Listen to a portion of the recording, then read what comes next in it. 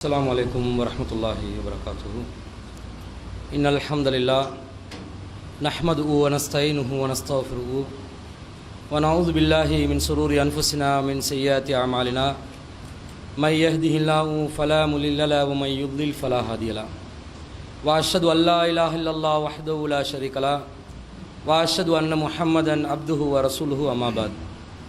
அகிலத்தை படைத்து பரிபாலிக்கக்கூடிய எல்லாம் வல்ல அல்லாஹ்வுக்கே புகழ் அனைத்தும் அல்லாஹ்வின் சத்திய தூதர் எம் உயிரிலும் மேலான கண்மணி நாயகம் ஸல்லல்லாஹு அலைஹி வஸல்லம் அவர்கள் மீதும் அன்னவர்களை பின்பற்றி வாழக்கூடிய அனைத்து முஸ்லிம்கள் மீதும் எல்லாம் வல்ல அல்லாஹ்வின் கருணையும் சாந்தியும் என்றென்றும் நிலவட்டுமாக.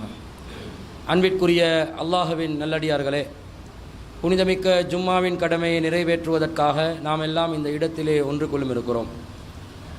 அல்லாஹு ரப்புல் ஆலமீன் ஒரு அருமையான வாழ்க்கை நெறியை நமக்கு தந்திருக்கிறான். நாம் பெற்றிருக்கக்கூடிய இந்த புனிதமிக்க இஸ்லாமிய மார்க்கம் என்பது அல்லாஹ்வுடைய ஒரு அருட்கொடையாக நாங்கள் விளங்கி வைத்திருக்கிறோம். அல்லாஹு ரப்புல் ஆலமீன் பலவிதமான நியமத்துகளை மனிதர்களுக்கு வழங்கியிருந்தாலும் இந்த இஸ்லாம் என்ற நியமத்துக்கு ஈடாக எந்த ஒரு அருட்கொடையும் இருக்காது என்று கூறுகின்ற அளவிற்கு ஒரு மனிதனுடைய வாழ்க்கையிலே எல்லா துறைகளிலும் அழகிய உபதேசங்களும் வழிகாட்டுதல்களும் இந்த இஸ்லாம் வழங்கி கொண்டு இருக்கிறது. அல்லாஹு ரப்புல் ஆலமீன் ஒரு முழுமையான அருட்கொடையை மனிதர்களுக்கு வழங்கி இருப்பதாக இருந்தால் அது இஸ்லாம் என்று அல்லாஹ்வே கூறுகிறார். திருமறை குர்ஆனில் அல்லாஹ் சொல்லும்போது வ அத்மம்து அலைக்கும் நிஅமதி, எனது அருட்கொடைகளை உங்களுக்கு நான் பூரணப்படுத்தி விட்டேன் என்று அல்லாஹ் சொல்கிறான். இந்த பூரணமான அருட்கொடையை சரியான முறையில் நாங்கள் அனுபவிக்க வேண்டும். சரியான முறையில் அதனுடைய பலன்களை நாங்கள் பெற்றுக்கொள்ள வேண்டும். இந்த இஸ்லாம் என்பது உலகத்தில் உள்ள எல்லா மார்க்கங்களை விட மேலோங்கி செல்லக்கூடிய, எந்த ஒரு முரண்பாடும் இல்லாத, எந்த ஒரு தவறும் இல்லாத, எந்த ஒரு சர்ச்சையும் இல்லாத, காலத்தில் முரண்படாத, எந்த ஒரு சவாலையும் முறியடிக்கக்கூடிய ஒரு அற்புதமான வேதமாக இருக்கிறது. முஸ்லிம்கள் என்ற வகையில் நாங்கள் இந்த கொள்கையை, திருமறை குர்ஆனையும் நபிகள் நாயகம் ஸல்லல்லாஹு அலைஹி வஸல்லம் அவர்களுடைய வழிகாட்டுதல்களையும் சுமந்ததற்கே அல்லாஹ் ரப்புல் ஆலமீனுக்கு பலவிதமான நன்றிகளை நாங்கள் செலுத்த கடமைப்பட்டிருக்கிறோம். ஆனால் இந்த கொள்கையை சுமந்திருக்கக்கூடிய நாங்கள் இறுதி மூச்சு வரையிலும் இந்த கொள்கையில் எந்த ஒரு தழும்பல் நிலையும் அடையாமல், எந்த ஒரு சந்தேகமும் படாமல், எந்த ஒரு விட்டு கொடுப்பும் செய்யாமல் கடைசி வரைக்கும் நாங்கள் வாழ்ந்து மரணிக்க கடமைப்பட்டிருக்கிறோம். அதிகமானவர்கள் என்ன செய்வார்கள்? ஒரு கொள்கை என்ற வகையில் எதையும் கடைபிடிப்பார்கள். ஆனால் கடைசி நிமிஷம் வரைக்கும் அதில் உறுதியாக இருப்பாங்களா? இருக்க மாட்டாங்க.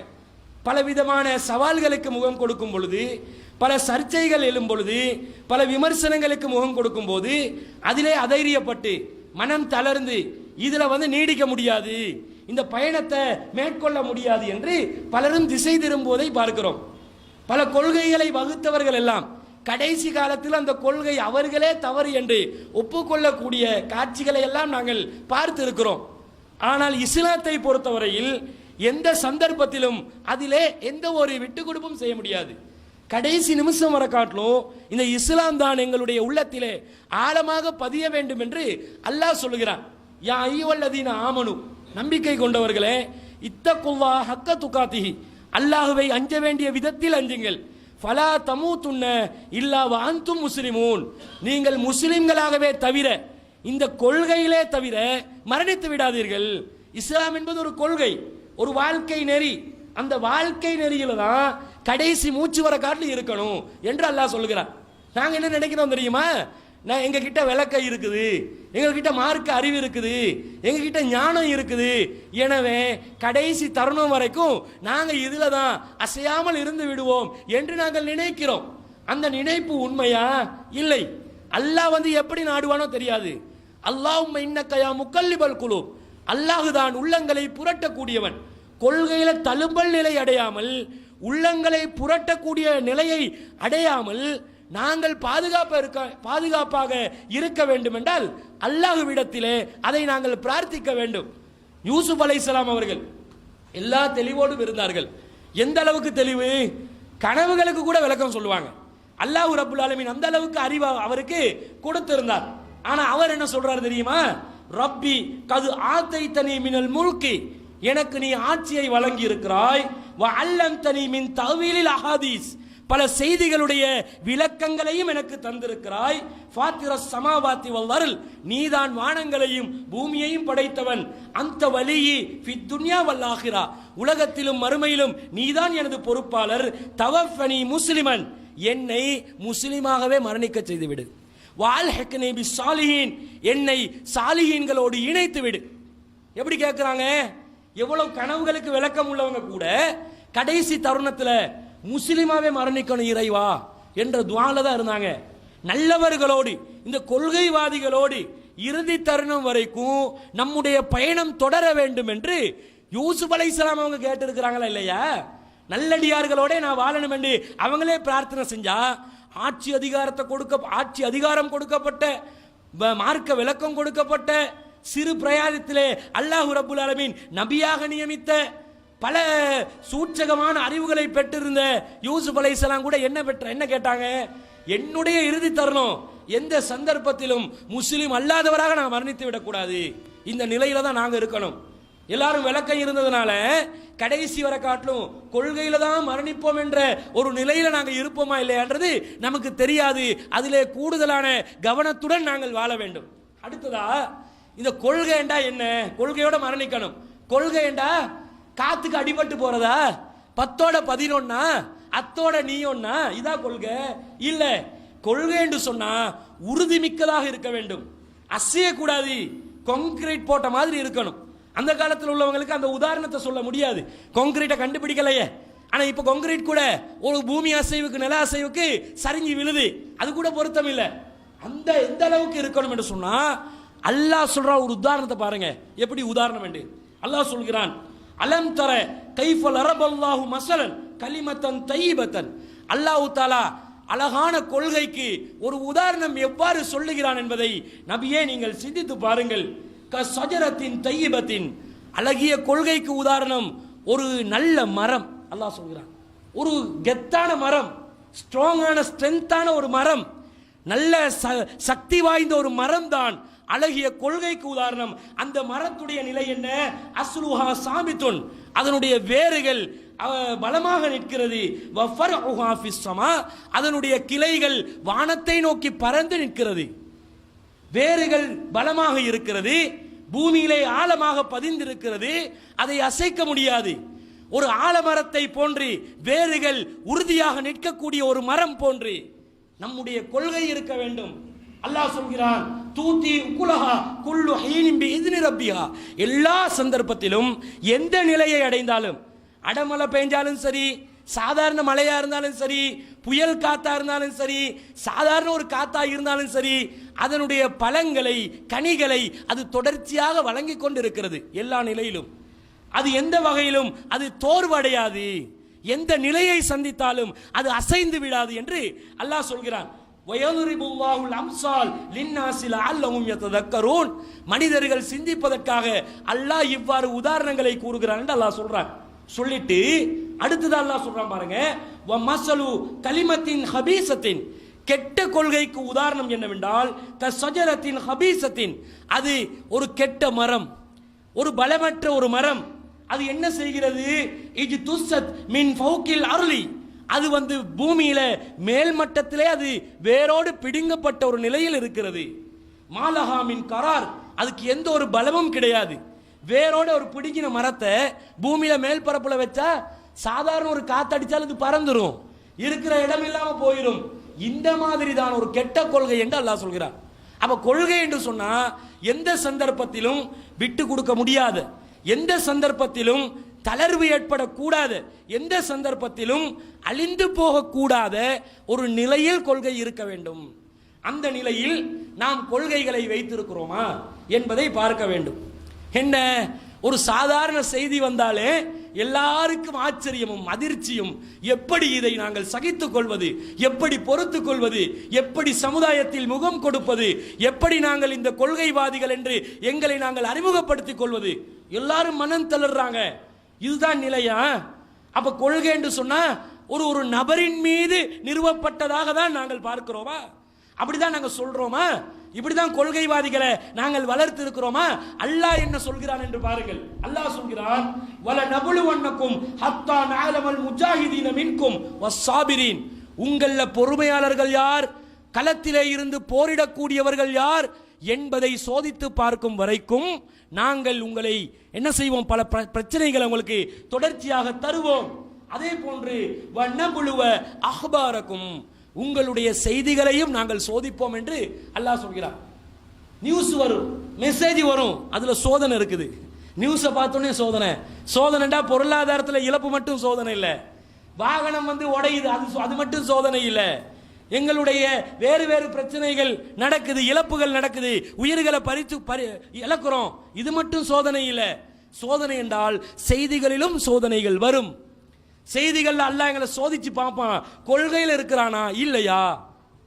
அப்படி சோதனைகள் வரும்போது நாங்கள் கொள்கைக்காக இருக்கிறோம் என்பதை உறுதிப்படுத்த வேண்டும். ஏனென்றால் கியாமத் நாள் வரைக்கும் நிலைத்திருக்கக்கூடியது கொள்கைதான். மனிதர்கள் நிலைத்திருப்பார்களா? இல்லை. மனிதர்களுடைய ஆயுட்காலம் முடிஞ்ச உடனே மனிதர்களுடைய கதை முடிந்துவிடும், நபர்களுடைய கதை முடிந்துவிடும். இயக்கங்களுடைய நிலை அது என்ன? இயக்கம் என்று சொன்னா கொள்கை தான் தலைவன் என்கிறோம். கொள்கை தான் தலைவன் என்றால் இயக்கம் தான் தலைவன் என்ற அர்த்தமா? ஜமாத்து தான் தலைவன் என்ற அர்த்தமா? இல்லை. ஜமாத்து தான் தலைவன் என்று சொன்னால், இயக்கம் தான் தலைவன் என்று சொன்னால், அல்லாஹ் ரப்புல் ஆலமீன் ஹிலாஃபத்தை உருவாக்கி கொடுத்தான் நபிகள் நாயகத்துக்கு. அந்த ஹிலாஃபத்தை பலரும் ஆட்சி புரிந்தார்கள். குலஃபாவுர் ராஷிதீன்கள் ஆட்சி புரிந்தார்கள், உமையாக்கள் ஆட்சி புரிந்தார்கள், உஸ்மானிய அப்பாசியாக்கள் ஆட்சி புரிந்தார்கள், உஸ்மானியாக்கள் ஆட்சி புரிந்தார்கள். அந்த ஆட்சி அதிகாரம் ஜமாத் அல் ஜமாத் என்று சொல்லக்கூடிய இஸ்லாமிய கட்டமைப்பு, அது எப்ப நபிகள் நாயகம் உருவாக்குறாங்க, மதீனாவில் உருவாக்குறாங்க. அந்த ஆட்சி தொடர்ச்சியாக கியாமத் நாள் வரைக்கும் நிலைக்கக்கூடிய ஒரு நிலை இருக்குதா? இஸ்லாமிய சாம்ராஜ்யம் இன்னைக்கு சவுதி அரேபியாவுடன் மட்டுப்படுத்தப்பட்டு விட்டது. சவுதி அரேபியாவுடைய நிலை என்ன? இன்னைக்கு டிவி ஷோவும் சினிமாவும் ஆடல் பாடல் கூத்து குமாரம் போச்சு. இதுதான் ஜமாத். அந்த ஜமாத்துல நீங்க அங்கத்தவர்களா? நீங்களும் அப்ப சினிமா பார்க்கிறவங்களா? நீங்களும் கூத்தாடுறவங்களா? இயக்கம் என்பதும் ஆட்சி அதிகாரம் என்பதும் அல்ல. 19ஆம் நூற்றாண்டிலே இஸ்லாமிய ஹிலாபத் உஸ்மானிய ஆட்சி அதிகாரம் மேலே நாடுகளுடைய கைவசத்துக்கு சென்று விட்டது. அவர்கள் இஸ்லாமிய ஹிலாபத் எந்த அளவுக்கு வியாபித்தது என்றா, 3ஆம் நூற்றாண்டில் 4ஆம் நூற்றாண்டு நபிகள் நாயகத்துடைய மரணத்துக்கு பிறகு கிழக்கு ஆசியாவை நோக்கி வருகிறது, ஈஜிப்தை நோக்கி வருகிறது, ஈரானை நோக்கி வருகிறது. பல ஆட்சி அதிகாரங்கள் ரசூலுல்லாஹ்வுடைய மரணத்துக்கு பின்பு சாதாரண ஒரு 200-300 வருஷங்கள்ல கிழக்கு ஆசியாவை நோக்கி வியாபிக்குது. ஆனால் 19ஆம் நூற்றாண்டில் இஸ்லாமிய ஹிலாபத் அப்படியே சுருங்கி விடுகிறது. மத்திய கிழக்கு நாடுகள் அப்படி தனி நாடுகளாக துண்டாடப்படுகிறது. ஜமாத் என்று சொன்னா, ஜமாத் என்ற இயக்கம் அல்ல, கொள்கை. இந்த ஏகத்துவ கொள்கை அது கியாமத் நாள் வரைக்கும் இருக்கும். இயக்கங்கள் இருக்கும், அது இலக்கங்கள் வீழ்ச்சி பெறும். நபர்கள் வருவார்கள், நபர்கள் சென்று விடுவார்கள். ஏகத்துவம் அது கியாமத் நாள் வரைக்கும் நிலைக்கும். அல் குர்ஆன் அது கியாமத் நாள் வரைக்கும் நிலைக்கும். நபி வழி அது கியாமத் நாள் வரைக்கும் நிலைக்கும். நபர்களுக்காக வேண்டி கொள்கையில நாங்க போய் யோசிக்கலாமா? அட, அமைப்பு ரீதியாவே யோசிக்க முடியாம இருக்குது, நபர்களுக்காக போய் யோசிக்கலாமா? யோசிக்க முடியாது. நபிகள் நாயகம் ஸல்லல்லாஹு அலைஹி வஸல்லம் அவர்களுடைய காலத்திலே இவ்வாறு செய்திகளில் சோதிக்கப்பட்டார்கள். எப்படி சோதனை? மேராஜுடைய செய்தி நபிகள் நாயகம் ஸல்லல்லாஹு அலைஹி வஸல்லம் அவர்கள் மக்களுக்கு அறிவிக்கிறார்கள். பயணம் செஞ்சு வந்தது உண்மை. அவர்கள் அந்த காலகட்டத்திலே மஸ்ஜிதுல் அக்ஸா வரைக்கும் இரவிலே பயணம் செய்தது உண்மை. அல்லாவை வானுலகத்திற்கு நோக்கி அல்லாவிடமிருந்து தொழுகையை பரிசாக பெற்று வந்தது உண்மை. இந்த செய்தியை மக்களுக்கு நபிகள் நாயகம் ஸல்லல்லாஹு அலைஹி வஸல்லம் அவர்கள் அறிவித்தார்கள். அறிவிக்கும் போது என்ன செய்தார்கள்? நபிகள் நாயகத்தை இறை தூதராக ஏற்றுக்கொண்டிருந்த மனிதர்கள் அந்த நாள் வரைக்கும் எத்தனை பேர் தான் ஏற்றுக்கொண்டிருந்தாங்க? மேராஜ், நபிகள் நாயகம் ஸல்லல்லாஹு அலைஹி வஸல்லம் மேராஜ் சென்ற பிறகுதான் ஹிஜ்ரத் செல்கிறார்கள். 53வது வயசுல ஹிஜ்ரத் சென்று 2 ஆண்டுகளுக்கு பிறகுதான் 313 நபர்களுடன் பத்ர் போர்க்களத்திலே எதிரிகளை சந்தித்தார்கள். அப்ப மேராஜுடைய நேரத்தில் எத்தனை பேர் தான் இருந்திருப்பாங்க? அதை விட குறைவான எண்ணிக்கையில் தானே இருப்பாங்க. அப்ப இந்த குறைவான எண்ணிக்கையில் இருந்த நபி தோழர்களில் ஒரு சிலர் இந்த மேராஜுடைய செய்தியை நபிகள் நாயகம் அறிவித்த உடனே காஃபிர்கள் அதை கிண்டல் செய்தார்கள், கேலி செய்தார்கள், விமர்சித்தார்கள். அவங்க என்ன செஞ்சாங்க, கைத்தட்டி விசில் அடிச்சு அந்த அளவுக்கு விமர்சனம் செய்தார்கள், நையாண்டினார்கள். இதை பார்த்து இந்த அவமானத்தை தாங்கிக் கொள்ள முடியாமல் இஸ்லாத்தை விட்டு வெளியேறினார்களா இல்லையா? இஸ்லாத்தை விட்டு சென்றார்களா இல்லையா? அவர்கள் இஸ்லாத்திலே மரணிக்காததனால் நாங்கள் நபித்தோழர்கள் என்று சொல்ல மாட்டோம். ஆனால் யார் அவர்கள்? நபிகள் நாயகத்துடைய ஆரம்ப காலத்தில் இஸ்லாத்தை ஏற்றுக்கொண்டவர்கள், ஆரம்ப கால தியாகிகள். நபர் மீது மோகம் கொண்டவர்களாக இருந்ததனால் நபர் சொல்லுகின்ற செய்தி தனக்கு சாதகமானதாகவே இருக்க வேண்டும் என்று யாரெல்லாம் கருதினார்களோ அவர்கள் மேராஜுடன் தன்னுடைய பயணத்தை முடித்துக் கொண்டார்கள். அதை பற்றி அல்லாஹ் குர்ஆன்ல சொல்லும்போது வைது குல்நாலக இன்ன ரப்பக அஹாத பின்னாஸ், அல்லாஹ் மனிதர்களை சூழ்ந்து கொண்டிருக்கிறான். வமா ஜஅல்னர் ருயா அல்லதி அரைனாக இல்லா ஃபித்ரத்தல் லின்னாஸ், அல்லாஹ் உங்களுக்கு கனவுல காட்டினானே ஒரு கனவை அல்லாஹ் எடுத்து காட்டினானே, அது மக்களுக்கு ஒரு சோதனையாகத்தானே அமைந்தது. வஸ்ஸஜரத்தில் மௌதூனதி ஃபில் குர்ஆன், குர்ஆன்ல சபிக்கப்பட்ட ஒரு மரத்தை பற்றி அல்லாஹ் பேசுகிறானே, அந்த மரத்தை அல்லாஹ் மேராஜிலே காட்சி அளித்தானே, அது எல்லாம் மனிதர்களுக்கு சோதனையாக அமையவில்லையா என்று அல்லாஹ்வே கேட்கிறான்.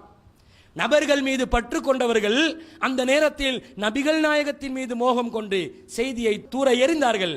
நபிகள் நாயகத்தை அவர்கள் தூர எறிந்தார்கள், இஸ்லாத்தை விட்டு போனாங்க. யாருக்கு நஷ்டம்? யாருக்கு இதில் இருக்கக்கூடிய இழப்பு? யாருக்கு? நபர் சொன்ன நபரை தான் பார்ப்பீங்களா? சொல்லு என்ன, செய்தி என்ன, இதை கவனிக்க வேண்டும். அடுத்ததாக என்ன நடக்குது? சாமிரி என்ற ஒருவன் இருந்தார் மூசா அலைஹிஸ்ஸலாத்துடைய காலத்தில்.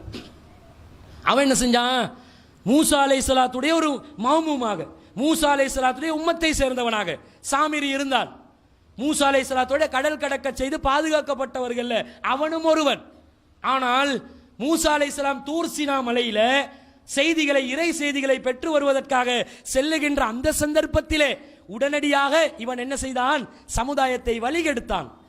உடனே ஒரு மக்களுடைய நகைகள் எல்லாத்தையும் திரட்டி ஒரு காளை கன்றுடைய சிற்பத்தை உருவாக்கி அதிலே தூதருடைய காலடியில் ஒரு மண்ணி எடுத்து அதை தூவி விட்டான். அதிலே ஒரு சப்தம் வந்தது. சப்தத்துக்கு பின்னால் ஒரு கூட்டம் சென்று விட்டார்கள். சப்தம் தான் அவர்களுடைய கொள்கையை ஆட்டம் காண செய்தது. அல்லாஹ் சொல்கிறான், ஃபஅஹ்ரஜ லஹும் இஜ்லன் ஜஸதன் லஹு குவாரன். அவன் செஞ்சது சாதாரணமான விஷயம் அல்ல. அவன் செய்தது ஒரு இரத்தமும் சதையும் கொண்ட ஒரு காளை கன்றை அவன் உருவாக்கினான். நகை எடுத்து இரத்தமும் சதையும் உள்ள ஜஸதன், இரத்தமும் சதையும் உள்ள ஒரு காளக்கன்றை உருவாக்கினா எப்படி தடுமாறுவாங்க? அதுக்கு என்ன இருந்துச்சான்? அல்லாஹ் சொல்றான் லஹு குவார், அதுக்கு ஒரு சத்தம் இருந்தது, மேண்டு கத்தி இருக்கும். இந்த சத்தத்துக்காக பின்னாடி போனானே. என்ன சொன்னார்கள்?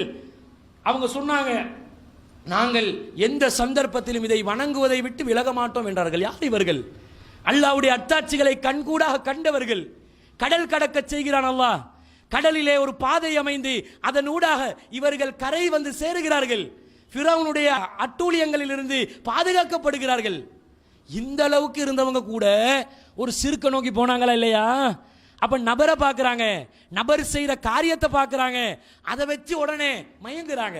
தஜ்ஜாலுடைய சோதனையும் இவ்வாறு தான் இருக்கும் என்று அல்லாஹ் தஆலா சொல்லுகிறான். நபிகள் நாயகம் சொல்லுகிறார்கள், தஜ்ஜால் வந்து உங்களை சோதிப்பார், இதுக்கு பின்னாடி போக கூடாது. நாங்கள் சகோதரர் பிஜே என்ற ஒரு நபர் மேல, அவருடைய அறிவின் மேல எல்லோரும் ஒரு மதிப்பை வைத்திருக்கிறோம், ஒரு கண்ணியத்தை வைத்திருக்கிறோம். இந்த கண்ணியம் என்பது அது தொடர்ச்சியாக இருக்கக்கூடியதுதான். மனிதர்கள் என்ற வகையில் சிலர் தவறு செய்வார்கள், தவறு செய்யாமலும் இருப்பார்கள். அது ஒவ்வொரு நபருடைய விஷயத்தை பொறுத்து. பிஜியை பத்தி ஒரு செய்தி வந்த உடனே போலி தௌஹீத்வாதிகள் கிளம்புறாங்க. என்ன கிளம்புறாங்க? பார்த்தீர்களா, அப்படிப்பட்டவர்கள் இப்படிப்பட்டவர்கள் பேசுறவன்லாம் அப்படிதான். எவனெல்லாம் பேசுறானோ எல்லாரும் இப்படிதானே. வெளியே செய்தி வரும் வரைக்கும் நல்லவன், வெளியே செய்தி வந்தா கெட்டவன், அவ்வளவுதானே. அப்ப இது உறுதிப்படுத்தப்பட்டதாக இருந்தாலும் இல்லாவிட்டாலும் இப்படிதான் நபரை பார்க்கிறோமா? பிஜே என்ற அந்த தனிநபருடைய முகத்தை பார்த்து, அவருடைய உடல் கட்டமைப்பை பார்த்து, அவருடைய அந்த அழகை பார்த்து கவர்ந்து தான் நாங்கள் எல்லாம் இருக்கிறோமா? இல்லை. அறிவின் மீது ஒரு நம்பிக்கை, அறிவின் மீது உள்ள அந்த கண்ணியம், சொல்லக்கூடிய செய்தியின் மீது உள்ள கண்ணியம். சொல்லக்கூடிய செய்தி குர்ஆனில் இருந்து வருகிறதா, ஹதீஸில் இருந்து வருகிறதா, ஏற்றுக்கொள்வோம். இல்லையா விட்டு விடுவோம். இதுதானே நம்பிக்கை. இப்பவும் சொல்லுகிறோம், சகோதரர் பிஜே அவர்கள் தவறே செய்திருந்தாலும் அந்த தவறு அவர் செய்ததன் காரணமாக அவர் சொன்ன அறிவிலே, அவர் வெளிப்படுத்திய ஆய்வுகளில் எங்களுக்கு சந்தேகமா? சவால் விடுகிறோம். யாரெல்லாம் ஆய்வுகளை அவருடைய அறிவில் இருந்து அவர் எதையெல்லாம் வெளிப்படுத்தினாரோ அதை யாரெல்லாம் சர்ச்சையாக்குகிறார்களோ, இன்னும் சொல்லுகிறோம், அந்த அறிவின் மீது நாங்கள் விவாதம் செய்வதற்கு தயார். அதை நீங்கள் முறியடிக்க வருகிறீர்களா? குர்ஆன் ஹதீஸிலிருந்து முறியடி. அப்ப நீ சொல்றதை ஏற்றுக்கொள்வோம். உண்மையில மோகம் இல்ல, குர்ஆன் ஹதீஸின் மீது உள்ள மோகம். நபரை தூக்கி எறிவோம், குர்ஆன் ஹதீஸ் என்ற அறிவை தூக்கி எறிய மாட்டோம். அறிவு இன்னும் இருக்கிறது. ஒருத்தர் தப்பு செஞ்சதுனால அவருடைய செய்திகள், அவர் சொன்ன ஆய்வுகள் எல்லாமே தவறென்று எதிரிகள் திசை திருப்ப பார்த்தால் அவர்களுக்கு நபிகள் நாயகம் ஸல்லல்லாஹு அலைஹி வஸல்லம் அவர்களுடைய நபி தோழர்களுடைய ஒரு வாழ்க்கையிலிருந்து ஒரு படிப்பினையை எடுத்து சொல்லலாம் என நினைக்கிறேன். யாரு? காலித் இப்னு வலீத் ரலியல்லாஹு அன்ஹு அவர்கள். எப்படிப்பட்டவர்? அவரை பற்றி நபிகள் நாயகம் ஸல்லல்லாஹு அலைஹி வஸல்லம் சொல்றாங்க, அல்லாஹ்வுடைய வாள் சைஃபுல்லாஹ் என்று காலித் இப்னு வலீத் ரலியல்லாஹு அன்ஹு அவர்களுக்கு அல்லாஹ்வின் தூதர் ஸல்லல்லாஹு அலைஹி வஸல்லம் அவர்கள் சிறப்பு பெயர் கொடுத்தார்கள். மூத்தா என்ற போரிலே பல நபி தோழர்கள் களம் இறங்குகிறார்கள். அப்படி களம் இறங்கியவர்களில் ஜாஃபர் ரலியல்லாஹு அன்ஹு அவர்கள், ஸைத் ரலியல்லாஹு அன்ஹு அவர்கள், இப்னு ரவாஹா என்று சொல்லக்கூடிய நபி தோழர்கள் அந்த போரிலே தலைமை தாங்கி முஸ்லிம்களுடைய படையின் கொடியை அவர்கள் சுமந்து கொண்டிருந்தார்கள். ஆனால் நபிகள் நாயகம் மதீனாவிலிருந்து வேத அறிவிப்பின் வெளிப்பாடாக சொல்கிறார்கள், ஸைத் மரணித்து விட்டார். இதோ இப்போது ஜாஃபர் அவருடைய கொடியை சுமந்து, முஸ்லிம்களுடைய அந்த கொடியை சுமந்து கொண்டிருக்கிறார், அவரும் மரணித்து விட்டார். இதோ இப்னு ரவாஹா அவர் முஸ்லிம்களுடைய கொடியை சுமந்து கொண்டிருக்கிறார், இப்போது அவரும் மரணித்து விட்டார் என்று நபிகள் நாயகம் ஸல்லல்லாஹு அலைஹி வஸல்லம் அவங்க அழுகுறாங்க. எந்த அளவுக்கு அழுகுறாங்கன்னு சொன்னா, ரசூல் ஸல்லல்லாஹு அலைஹி வஸல்லம் தங்களுடைய கண்களிலிருந்து கண்ணீர் வடித்தவராக, வஐனாஹு தத்ரிஃபான், கண்களிலிருந்து கண்ணீர் வடித்தவராக அழுந்து கொண்டு நபிகள் நாயகம் சொல்கிறார், ஹத்தா அஹத சைஃபுன் மின் சுயூஃபில்லாஹ், ஆனால் இறுதியாக அந்த கொடியை ஒருவர் கைப்பற்றினார். அவர் யாரு தெரியுமா? அல்லாஹ்வுடைய வாள்களில் ஒரு வாளாக இருக்கக்கூடிய காலித் இப்னு வலீத் சுமந்து கொண்டால், ஹத்தா ஃபத்தஹல்லாஹு அலைஹிம், அவருடைய கரத்தின் மூலமாக முஸ்லிம்களுக்கு அல்லாஹ் வெற்றியை கொடுத்து விட்டான். முஸ்லிம்களுக்கு, ஏகத்துவவாதிகளுக்கு அல்லாஹ்வின் தூதர் ஸல்லல்லாஹு அலைஹி வஸல்லம் யாரின் மூலம் வெற்றி கிடைத்ததாக சொன்னார்கள்? காலித் இப்னு வலீத் ரலியல்லாஹு அன்ஹு மூலம். அவர் சொல்கிறார், இதே காலித் ரலியல்லாஹு அன்ஹு சொல்றாங்க, நான் மூத்தா போரிலே எந்த அளவுக்கு கஷ்டப்பட்டேன் தெரியுமா? லகது இன்கதஹத் ஃபி யதி யௌம மூதத திஸ்அத்து அஸ்யாஃபின், நான் வேகமாக போர் செய்ததன் காரணமாக என்னுடைய கரத்தால் 9 வாள்கள் உடைந்து விட்டது. 9 வாள் உடைஞ்சிச்சு. அந்த அளவுக்கு நான் வேகமாக பயணித்தேன், வேகமாக போர் செய்தேன். ஆனால் கடைசியாக ஃபமா பக்கிய ஃபி யதி இல்லா சஃபிஹத்தின் யமானியத்துன், என்னுடைய கரத்திலே யமனை சேர்ந்த ஒரு வாள் இருந்துச்சு பாருங்க, அதுதான் விளையாடுறதுக்கு எனக்கு உதவிச்சு, எதிரிகளை அப்படியே படையோட அழிக்கிறதுக்கு எனக்கு உதவி சென்றாங்க. இவ்வளவு சிறப்பு அந்த காலித் இப்னு வலீத் ரலியல்லாஹு அன்ஹுக்கு கிடைக்குது. நபிகள் நாயகம் ஸல்லல்லாஹு அலைஹி வஸல்லம் அந்த வெற்றி கிடைச்சதா சொன்னாங்க. ஆனா இவர் என்ன பண்றாரு? ஒருத்தரை பாராட்டி பேசினா, ஒருத்தர் மூலம் முஸ்லிம்களுக்கு வெற்றி கிடைச்சா அவர்கிட்ட தவறே வராதா? அவர் மிஸ்டேக்கே பண்ண மாட்டாரா? அவர் மலக்கா? அவர் தவறு செய்கிறார். இதே போர்க்களத்திலே, இது போன்ற ஒரு போர்க்களத்திலே என்ன செய்கிறார்? அவர் செல்கிறார். நபிகள் நாயகம் அவரை தளபதியாக அனுப்புகிறார்கள். பனி ஜதீமா என்று சொல்லக்கூடிய அந்த கூட்டத்தாருடன் போருக்கு சென்று அவர்களை இஸ்லாத்தை நோக்கி அழைக்கிறார்கள். இஸ்லாத்தை நோக்கி அழைத்தால் அவர்கள் என்ன சொல்லணும்? இஸ்லாத்துக்கு வர்றேன் என்று சொன்னா சமாதானம். போர் வந்துருச்சு, நாட்டை ஆக்கிரமிக்க வர்றாங்க, சண்டை பிடிக்க வேண்டி வருது. அந்த டைம்ல போர்ல முதலாவதாக இஸ்லாத்துக்கு வருமாறு அழைப்பு விடுக்கப்படும். இஸ்லாத்துக்கு வந்தால் போர் முடிஞ்சிடும். இல்லையா கடைசி வரை காட்டிலும் போர் முடிச்சுட்டு தான் வேலையை பார்ப்பாங்க, இடத்தை கைப்பற்றிக் கொள்வாங்க. இது அந்த காலத்தில் இருந்த வழக்கம்.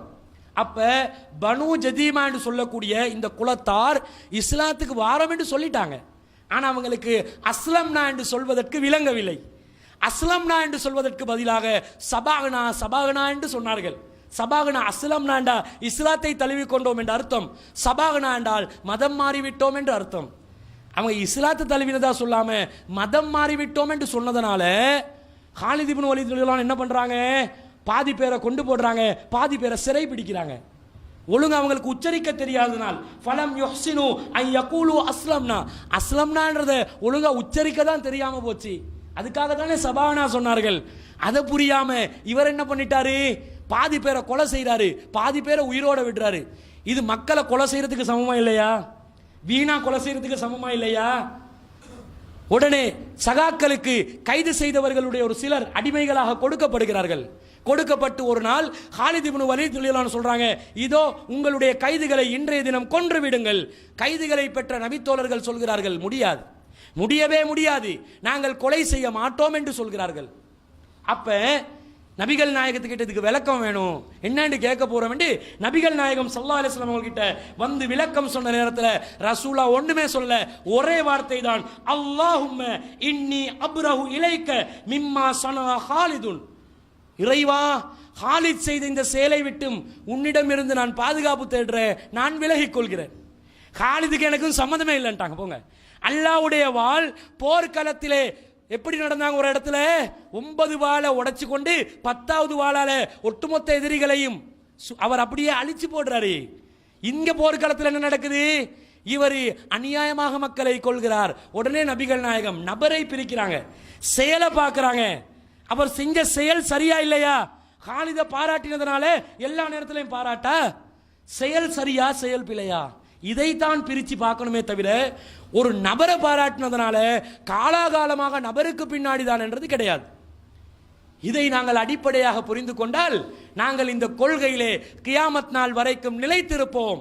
இதை சரியாக புரிந்து கொள்ளவில்லை என்றால் கண்டிப்பாக நாங்களும் 10ஓடு 11ஆக மாறிவிடுவோம்.